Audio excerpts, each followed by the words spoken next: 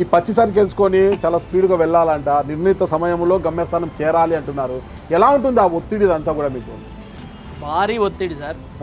ఇక్కడ నుంచి లోడ్ చేసిన నుంచి 32 గంటలు బనారస్కి వెళ్ళమంటారు లారీ. బనారస్ కాశీ అమ్మా.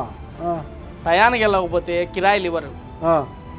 ఒకటి, రోడ్డు మీద వెళ్ళేటప్పుడు టోల్ గేట్లలో లేటే, ఆర్టీఓ దగ్గర లేటే, ఒక పోలీసు వాడు ఆపినా లేటే. టైం మొత్తం ఇక్కడే కవర్ అయిపోతుంది. టయానికి పోలేము. పోకపోతే కిరాయిలు ఇవ్వరు.